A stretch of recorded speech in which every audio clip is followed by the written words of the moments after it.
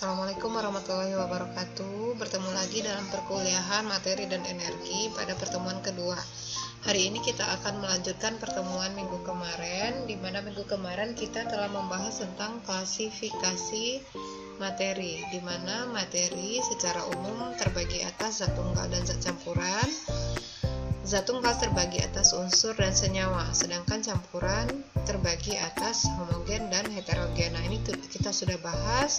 Hari ini kita akan melanjutkan tentang sifat-sifat materi. Nah, tapi sebelumnya kita lihat pembagian unsur. Secara umum unsur terbagi atas 3. Yang pertama ada unsur logam, yang kedua ada non logam, dan yang ketiga ada metaloid. Masing-masing unsur ini mempunyai ciri yang khas dan sangat berbeda satu sama lainnya. Jadi sangat dapat dijelaskan mana yang logam, mana yang non logam, dan mana yang metaloid. Yang pertama kita lihat unsur logam. Kalau dari fisiknya atau dari penampakannya, dia bersifat mengkilap atau bercahaya. Kemudian dia konduktor yang bagus, artinya dia mampu menghantarkan panas ataupun listrik. Kemudian mampu membentuk alloy dengan logam lain, artinya dia bisa digabungkan dengan logam lain, tentu dengan cara penempaan. Kemudian terakhir mempunyai setidaknya satu oksida basa. Jadi kalau oksida basa ini nanti kalau bergabung dengan hidrogen dia akan bersifat sebagai basa. Contohnya natrium bergabung dengan OH dia akan menjadi natrium hidroksida, dan itu sifatnya adalah basa. Sedangkan non logam kebalikannya. Dari penampakan dia bersifat buram atau tidak bercahaya. Dia punya warna, ada yang punya warna, ada yang tidak, tapi tetap saja buram, baik yang berwarna ataupun yang tidak berwarna. Kemudian rapuh, kalau berbentuk padatan, jadi non logam ini ada yang bersifat padat, ada yang bersifat cair, ada yang bersifat gas. Kalau dia bersifat padat, nah dia bersifat rapuh. Kemudian konduktor yang buruk. Konduktor yang buruk ini maksudnya dia tidak mampu menghantarkan panas dan tidak mampu menghantarkan listrik. Kemudian dia mempunyai oksida asam. Artinya dia kalau bergabung dengan hidrogen akan menjadi asam. Contohnya klorin ketika bergabung dengan hidrogen dia akan menjadi asam klorida atau HCl. Nah, di antara kedua sifat itu ada namanya metaloid. Jadi metaloid ini sifat peralihan antara logam dengan non logam. Kalau dari penampakannya dia bersifat seperti logam karena dia mengkilap, dia bercahaya, tapi dia rapuh gitu. Jadi mudah dirusak. Kemudian dia bersifat semikonduktor. Nah, apa itu sifat semikonduktor? Apakah maksudnya itu satu saat dia bersifat sebagai konduktor, salah satu sifatnya dia bersifat sebagai isolator? Apakah seperti itu? Tidak ya, tidak seperti itu. Semikonduktor itu maksudnya pada suhu tinggi dia bersifat sebagai konduktor, sedangkan pada suhu rendah dia bersifat sebagai isolator. Jadi bukan berarti kadang-kadang dia sifatnya isolator, kadang-kadang bersifat konduktor, bukan seperti itu ya. Jadi tergantung pada suhu si metaloid itu. Kemudian dia mempunyai oksidanya asam lemah. Kalau oksidanya asam lemah berarti biasanya dia itu tidak membentuk asam kuat kalau digabung dengan hidrogen. Nah, ini dia. Kita lihat di tabel periodik ini yang unsur logam itu yang metals ya. Metals itu yang warna biru agak tua, berarti ini golongan 1, 2. Kemudian sebagian golongan 3A, sebagian golongan 4A, dan satu di golongan 5A dan satu di golongan 6A. Kemudian ada juga logam transisi. Logam transisi itu di golongan B ya, mulai dari 3B sampai golongan 2B. Sedangkan golongan logam yang logam transisi juga, tapi inner transisi secara atomiknya dia terdiri atas laktanida dan aktinida itu yang berada 2 baris di luar ini. Nah, sedangkan yang metaloid itu yang warna hijau ya, jadi ada B, ada Si, ada G, As, Sb, dan Te. Sedangkan yang non logam itu mulai dari C sampai ke samping ini yang berwarna kuning ditambahkan dengan hidrogen. Seperti itu. Nah, kita lihat tabel perbandingan yang lebih lengkap, perbandingan antara logam, non-logam, dan metaloid. Jadi tadi kalau dari penampakan kita sudah bahas, kemudian dari bentuk, logam itu sifatnya padat, kemudian non-logam itu ada yang padat dan ada yang cair. Kalau metaloid metaloid semuanya padat. Jadi non-logam itu ada gas, kemudian ada padat, ada cair. Jadi dia ada gas ini seperti hampir semuanya gas kecuali C, P, S, Se, dan I. C, P, S, Se, dan I ini bersifat padat, sedangkan Br bersifat cair. Kemudian massa jenisnya tinggi. Logam itu kenapa tinggi? Ya karena dia padat tadi, jadi partikel-partikelnya rapat. Jadi dalam suatu satuan volume itu masanya padat gitu loh. Jadi massa jenisnya tinggi. Kemudian non logam itu massa jenisnya lebih rendah daripada logam dan lebih tinggi daripada non logam.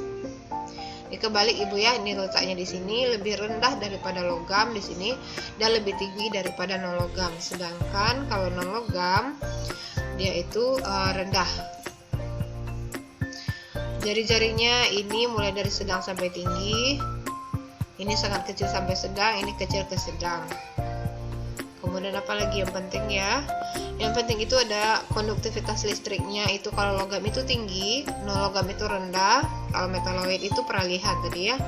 Sama seperti halnya konduktivitas panas. Kalau logam itu bersifat tinggi, non logam itu rendah, sedangkan metaloid itu dari sedang ke tinggi. Dan berikutnya itu bisa dibaca. Nah, kita lihat logam, khusus logam. Logam ini karena tadi umumnya terletak pada golongan 1A dan 2A, maka dia bersifat cenderung melepaskan elektron ketika bereaksi dengan unsur-unsur lain. Artinya dia akan terletak pada golongan 1A dan 2A pada umumnya ya. Artinya elektron valensinya itu ya 1, 2, atau 3. Karena dia elektron valensinya itu kecil daripada 4, maka dia cenderung melepaskan elektron. Ini sesuai dengan kaidah di kimia ya, yang itu Ibu lupa, kaidah oktav. Nah, di mana elektron itu lebih stabilnya dalam keadaan 8 gitu. Jadi kalau dia kecil dari 8, dia bisa menerima elektron atau bisa melepaskan elektron. Nah, yang lebih kecil daripada 4, dia akan cenderung melepaskan elektron ketika bereaksi dengan unsur-unsur lain. Kemudian dia akan membentuk setidaknya satu oksida basa. Jadi kalau dia bergabung dengan hidrogen, contohnya NaOH, oksigen hidroksida, natrium hidroksida, dia akan bersifat sebagai basa gitu. Demikian juga magnesium bergabung dengan OH, Mg, OH 2 kali ya kalau tidak salah, itu akan menjadi magnesium hidroksida dan itu ada sifatnya basa. Kemudian dari segi penampakan, sebagian besar logam tampak berwarna silver karena tadi logam itu bersifat ini ya mengkilap. Kemudian massa jenisnya tinggi karena tadi rapat, partikelnya rapat, relatif lembut dan bentuknya mudah dirusak. Lembut itu maksudnya itu bukan lembut kalau ditekan ya, tapi bisa berubah bentuk, bisa diubah bentuknya, bisa ditempa. Ada diantaranya ada logam yang berwarna antara lain Cu, Cs, dan Au. Ini bisa dicari warnanya. Ini warna-warnanya menarik. Dari kiri ke kanan tabel periodik, logam dibagi menjadi logam alkali tanah, ada lantanida dan aktinida, serta logam transisi. Logam alkali itu terletak pada golongan 1A, logam alkali tanah itu 2A, lantanida dan aktinida itu yang di luar tabel utama, kemudian logam transisi itu yang di golongan B, itu yang logam. Kemudian kita lihat ada klasifikasi lagi tentang non-logam. Nah, non-logam ini memiliki struktur terbuka, cenderung menarik atau berbagi elektron ketika bereaksi dengan unsur lain.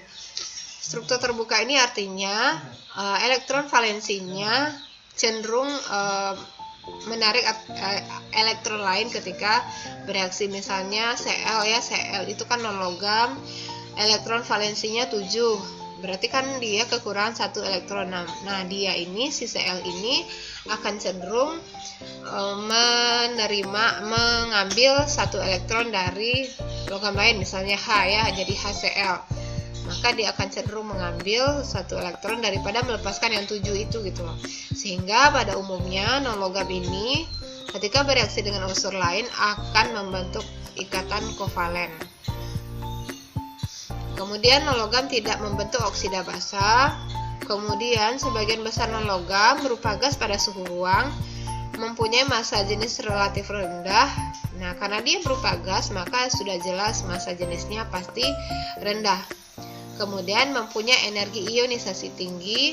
Secara ilmiah ditemukan dalam bentuk tunggal dalam jumlah yang besar. Dalam bentuk tunggal itu artinya dia ketemu dalam bentuk unsur ya, unsur tapi dia banyak ditemukannya di alam. Dari kiri ke kanan tabel periodik, non logam dapat dibagi menjadi non logam poliatomik, non logam diatomik, dan gas mulia monoatomik. Jadi non logam poliatomik itu maksudnya ada beberapa non logam tapi bergabungnya lebih dari 2 atom. Apa ya contohnya? Misalnya apa ya, ozon itu kan O8, ozon O3 maksudnya. Kemudian ada lagi itu H8 itu apa namanya gitu. Kemudian non logam diatomik ini unsur yang bergabung dari 2 unsur yang sama. Diulangi, unsur non logam diatomik itu terbuat dari 2 unsur yang sama tapi jumlahnya 2, contohnya H2O2, Cl2, I2 dan sebagainya. Kemudian ada gas mulia monoatomik. Yang gas mulia itu adalah golongan 8. Kalau dia golongan 8 pasti dia tidak bergabung dengan unsur yang lainnya karena dia sudah sempurna gitu. Berikutnya kita masuk senyawa. Tadi kan unsur ya, ada unsur logam, ada non logam, ada metaloid. Sekarang kita masuk senyawa. Senyawa terbagi menjadi senyawa organik dan senyawa anorganik. Senyawa organik adalah senyawa yang mengandung rantai karbon ya. Jadi kata kuncinya di sini adalah rantai karbon. Jadi semua senyawa organik pasti mengandung rantai karbon C yang berasal dari makhluk hidup dan beberapa dari hasil sintesis. Jadi sebagian besar karbon itu pada senyawa organik itu berasal dari makhluk hidup dan ada juga yang dari sintesis. Secara normal bahan organik tersusun dari unsur C, H, dan O dan beberapa lainnya mengandung N, Sp, dan Fe. Fe besi ya. Jadi unsur utamanya itu adalah rantai CH, ada yang pakai O. Jadi itu kalau kita belajar makromolekul di kimia itu kan ada rantai karbon yang panjang, itu ada karbohidrat, protein, lemak. Nah itu kan terdiri dari rantai karbon dan hidrogen. Kita lihat sifat-sifatnya. Yang organik ini kebanyakan berasal dari makhluk hidup dan beberapa dari hasil sintesis. Senyawa organik lebih mudah terbakar dan menghasilkan gas akhir itu CO2, H2O, dan hasil sampingan lainnya. Ya jelas ya kalau senyawa yang terbakar hasilnya pasti CO2 dan H2O. Nah tergantung lagi apa yang dibakar. Kalau yang dibakarnya itu mengandung N, ya hasil sampingannya juga mengandung nitrogen, seperti itu. Strukturnya lebih rumit. Kemudian senyawa organik mengandung unsur karbon, ini sudah kita sebut. Hasil dapat larut dalam pelarut organik, hanya dapat larut dalam pelarut organik. Kemudian umumnya bersifat non-elektrolit. Non-elektrolit ini artinya dia tidak menghasilkan ion-ion listrik. Reaksi berlangsung lambat karena dia strukturnya rumit tadi ya. Kemudian reaksinya lambat, titik didih dan titik leburnya rendah. Jadi kalau dididihkan ataupun dipanaskan dia tidak butuh waktu yang lama, dia tuh sudah mendidih atau melebur. Contohnya C6H12O6 atau protein atau karbohidrat. Kemudian ada protein NH2CH2CO2H. Kemudian ada minyak bumi C8H8, urea C6H2 2 kali CO, ada lemak dan ada metana. Jadi kalau lihat di sini hampir semuanya mengandung hidrogen ya, semuanya mengandung hidrogen dan C. Jadi rantai utama dari senyawa organik itu adalah karbon dan hidrogen. Sebagiannya mengandung O, sebagian lagi tidak. Seperti minyak bumi itu tidak mengandung O. Kemudian ada senyawa anorganik. Senyawa anorganik adalah senyawa yang dihasilkan dari mineral atau alam atau bukan makhluk hidup. Jadi ini yang didapatkan dari alam, dari batu-batu alam, dari mineral-mineral atau dari endapan-endapan. Tidak mudah dibakar atau titik didihnya tinggi. Titik didih tinggi itu maksudnya dia itu butuh butuh suhu yang sangat tinggi agar dia bisa mendidih gitu.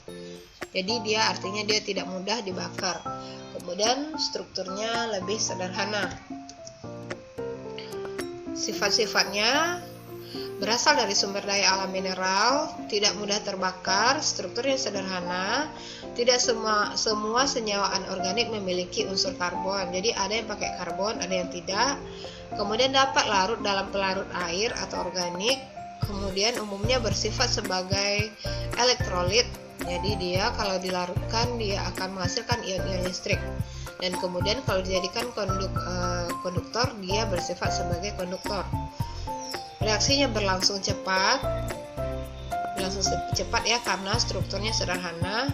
Kemudian titik didih dan titik leburnya tinggi. Contohnya karbon dioksida, batu kapur, plastik, soda kue, natrium klorida, nitrogen dioksida, air, dan amonia. Nah, itu tadi tentang klasifikasi zat dari segi unsur dan senyawa. Sekarang kita lihat sifat-sifat zat. Sifat zat ada sifat fisika dan ada sifat kimia. Kalau fisika adalah sifat yang terlihat, yang dapat kita lihat, yang dapat kita tangkap, terdiri atas warna, ada kekerasan, ada bentuk, daya hantar listrik, daya hantar panas, dan tekstur. Sedangkan sifat kimia adalah sifat zat yang muncul ketika dia bereaksi dengan zat lain atau lingkungannya. Misalnya korosif atau tingkat dia berkarat, kemudian daya ionisasi. Kemudian ada perubahan fisika, ini sudah tahu semuanya. Perubahan fisika adalah perubahan yang dialami materi tanpa melibatkan reaksi dan tidak menimbulkan zat baru. Sedangkan perubahan kimia adalah perubahan yang dialami oleh materi diikuti dengan terjadinya reaksi. Contoh perubahan fisika, es mencair, lilin meleleh, kayu dibuat menjadi meja, beras ditumbuk menjadi tepung. Kalau perubahan kimia dia melibatkan reaksi ya. Kertas dibakar, besi berkarat, nasi basi, buah membusuk, dan seterusnya. Oke, itu tadi tentang kita sudah mempelajari tentang klasifikasi zat, kemudian sifatnya dan perubahannya. Silakan baca sumber lain yang melengkapi materi ini. Ini materi induknya, bisa dibaca dengan sumber lain.